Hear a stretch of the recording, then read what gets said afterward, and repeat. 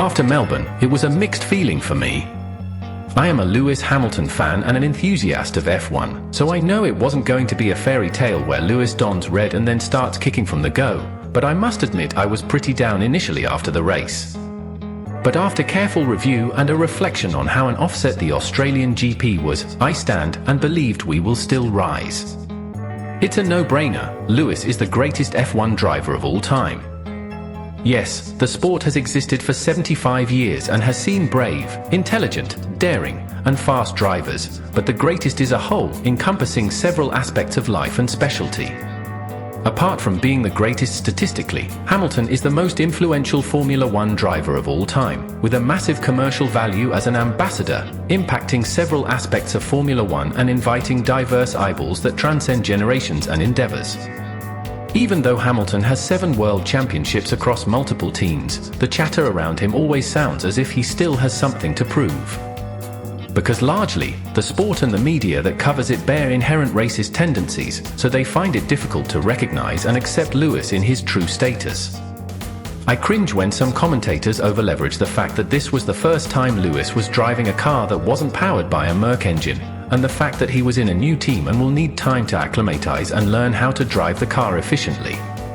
This is not because I was oblivious to this nuance, but those statements mostly sounded like an excuse.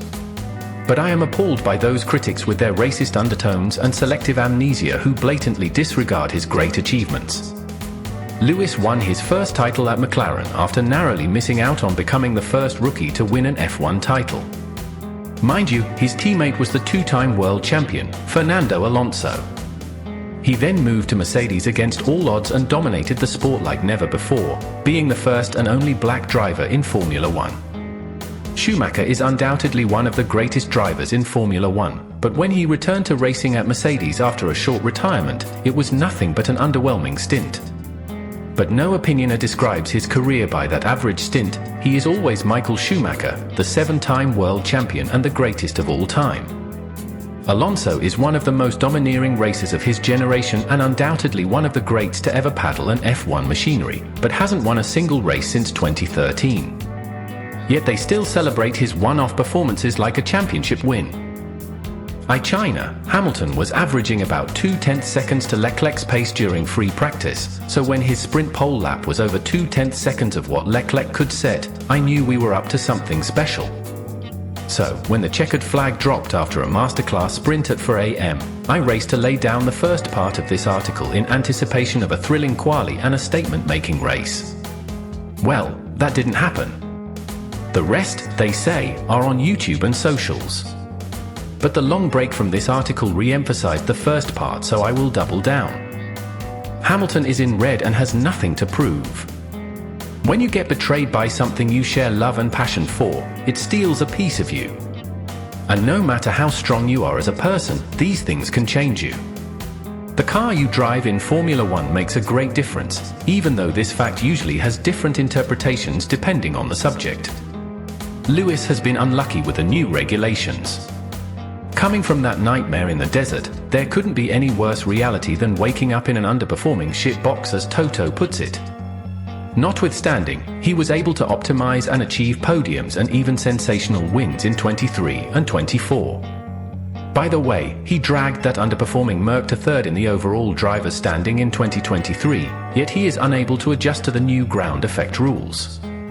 There's a pseudo-reality being forced to create the impression that the Red Bull is a slow car. So, when they get to a suitable track and can nail the setup, and he puts it on pole, then we have the confetti going up with the genius banner because Max Verstappen just dragged a tractor to pole. But it is insignificant when Lewis puts a P for Ferrari that he is driving for the second time in season trim on sprint pole and goes ahead to dominate and win a 19-lap race by plus 6.889 seconds. After all, it's just sprint and doesn't offer point that goes to impact the constructors' decider at the end of the season, right? Blasphemers try to diminish Lewis's greatness by saying he had that success because he was in the fastest car, which is a fallacy. But even at all points that he did, he always had a formidable teammate whom he had to battle and dominate. Unlike Max, who's always had an average teammate except Ricciardo, we will always hear rumors that he will leave Red Bull anytime the team's performance dips. After all, you don't need the fast car to win, right? Again, Lando said, "All you need is the fastest car, and you can win everything." Fast forward, he has the fastest car and could barely win anything. This is due to his usual unforced errors, but also chiefly because he has a fast teammate in Oscar Piastri. So, when Hamilton comes in as a rookie against a two-time world champion, nearly beats him in the first round, and goes on to dominate him in subsequent rounds, you need to put some respect on his name. Maybe they would have recognized his greatness if he had collided with Max on the last lap that night in Abu Dhabi like their greatest did to secure a world title. I don't want people to make excuses for Hamilton. I don't think he wants that either, but we must be circumspect and put forth our criticisms and opinions in proper context. Ferrari had the second fastest car at the end of last season. That will be tempting for anyone to experience, plus, it's Ferrari.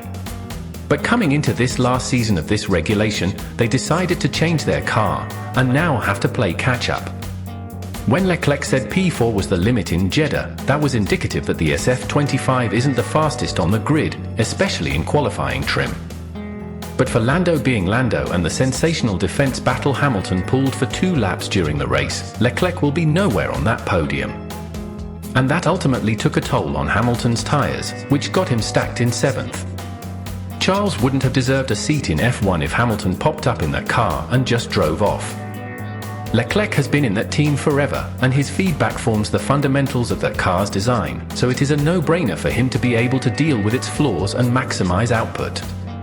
Formula One cars look similar in terms of their outlook but very distinct in nature.